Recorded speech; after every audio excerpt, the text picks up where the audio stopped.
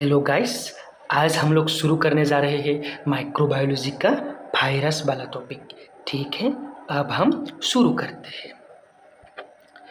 आज हम लोग पहले पढ़ेंगे वायरस के कैरेक्टरिस्टिक्स के बारे में। वायरस का हम लोगों ने अभी तक दो कैरेक्टरिस्टिक्स पढ़ा। क्या क्या पढ़ा?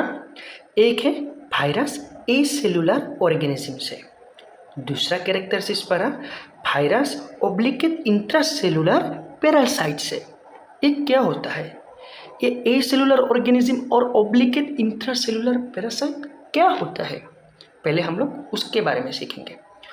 ए सेलुलर ऑर्गेनिज्म मतलब अगर एक ऑर्गेनिज्म लिविंग स्टेट में भी रह सकता है और नॉन लिविंग स्टेट में भी रह सकता है, उस टाइप के ऑर्गेनिज्म को हम बोलेंगे ए सेलुलर ऑर्गेनिज्म।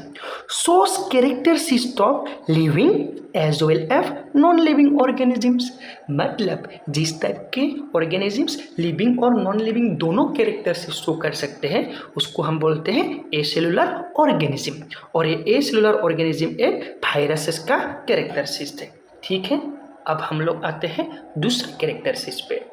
दूसरा कैरेक्टरिस्टिक्स है ओब्लिकेट इंट्रासेलुलर पैरासाइट। ओब्लिकेट इंट्रासेलुलर पैरासाइट मतलब वायरस, जो वायरस है वो सिर्फ होस्ट सेल के बॉडी के अंदर ही काम करता है। जो वायरस है वो सिर्फ होस्ट सेल के बॉडी के अंदर ही काम करता है।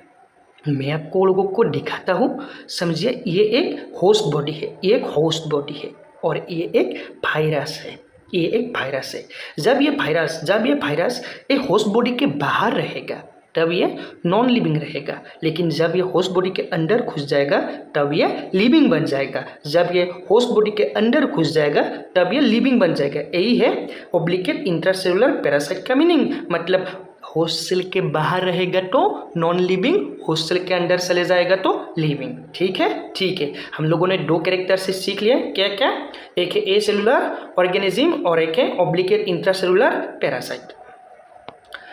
अब हम इस वायरस के स्ट्रक्चर के बारे में जानेंगे, उसका बनावटी कैसा है, स्ट्रक्चर क्या है, उसके बारे में जानेंगे। ये वायरस का स्ट्रक्चर को जानने से पहले हम सबको एक वर्ड को जानना पड़ेगा। वो वर्ड है न्यूक्लियोकैप्सिड। ये न्यूक्लियोकैप्सिड का मीनिंग क्या होता है? न्यूक्लियो का मीनिंग होता है न्यूक्लिक एसिड और एक कैप्सिड जो है ये एक प्रोटीन कोट है। मैं फिर से बताता हूँ, ये न्यूक्लियो का मीनिंग है न्यूक्लिक एसिड और एक कैप्सिड वाला पार्ट प्रोटीन कोट से बनता है। अब हम इसको अच्छे से जानते हैं। सोचिए, ये एक वायरस है। वायरस का अंदर में एक ऐसा जेनेटिक मटेरियल आरएनए डीएनए रहने वाला पार्ट रहेगा और एक बाहर एक ऐसा कोट रहेगा। जो ये बाहर एक कोट रहेगा ना वायरस का, उस कोट का नाम है कैप्सिड। और ये कैप्सिड प्रोटीन से बनता है। अंदर ये जो जेनेटिक मटेरियल दिख रहे हो उसको हम बोलते हैं न्यूक्लियो, और पूरा ओवरऑल नाम है न्यूक्लियोकैप्सिड। ठीक है, समझ गए। अब हम लोग जानते हैं कि ये न्यूक्लियो पार्ट किससे आया है? न्यूक्लिक एसिड, और कैप्सिड वाला पार्ट है प्रोटीन कोड। ये न्यूक्लिक एसिड में डीएनए और आरएनए रह सकते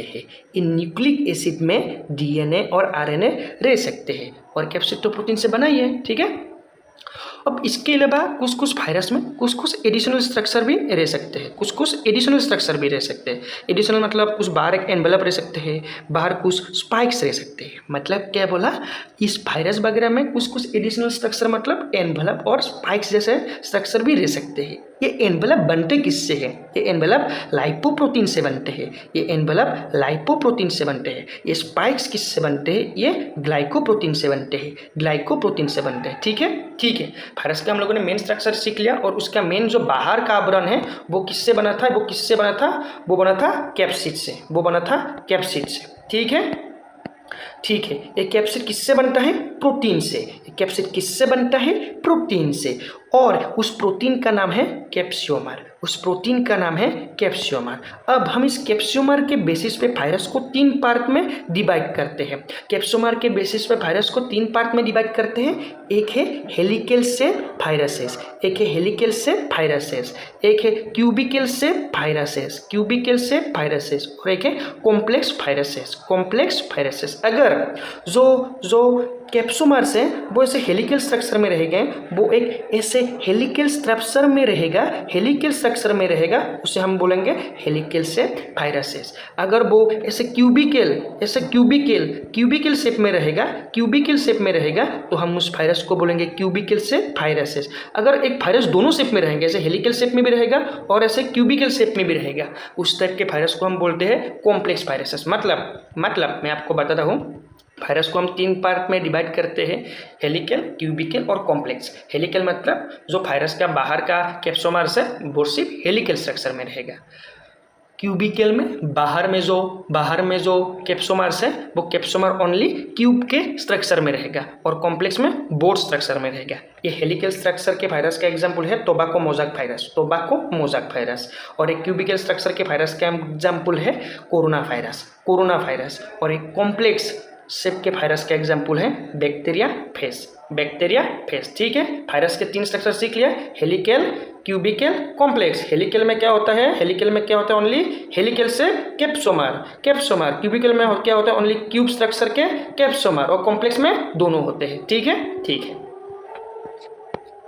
अब यहाँ पे दिखाया जा रहा है कुछ वायरसेस के नाम, और यहाँ पे दिखाया जा रहा है उन लोगों का डीएनए का टाइप। ये आप लोगों को याद रखना पड़ेगा, मतलब ऐसे आप लोगों को वायरस का नाम दे देगा और उन लोगों का डीएनए का टाइप पूछ लेगा। जैसे T5 वायरस का डीएनए टाइप क्या है double stranded DNA.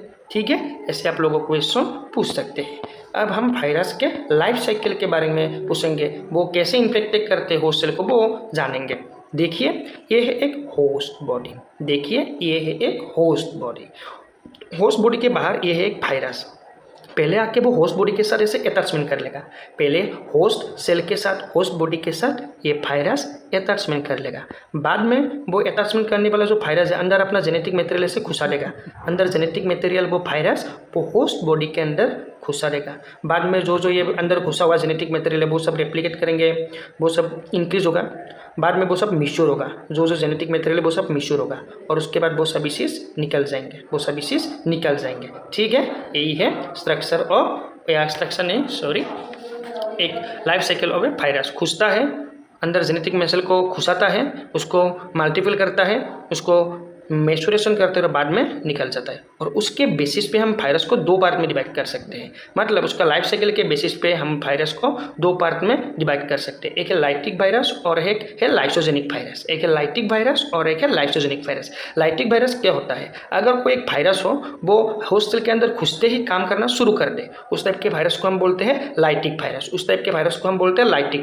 Lysogenic virus मतलब वो घुसते ही होस्ट सेल के साथ काम करना शुरू नहीं करेगा, पहले वो होस्ट सेल के साथ इंटीग्रेट करेगा, बाद में ही काम करना शुरू करेगा। मतलब पहले सोच लो इंटीग्रेट करेगा मतलब दोस्ती वगैरह कर लेगा होस्ट सेल के साथ, बाद में ही काम करना शुरू करेगा। ठीक है, हम लोगों ने 2 पार्ट सीख लिया वायरस के, एक है लाइटिक वायरस, एक है लाइसोजेनिक वायरस। लाइटिक मतलब तुरंत इंस्टेंट काम करेगा, लाइसोजेनिक मतलब धीरे धीरे काम करेगा। ठीक है, यही था आज का लेक्चर। नेक्स्ट लेक्चर के लिए देखने के लिए आप लोग वेट करिए। ठीक है, थैंक यू।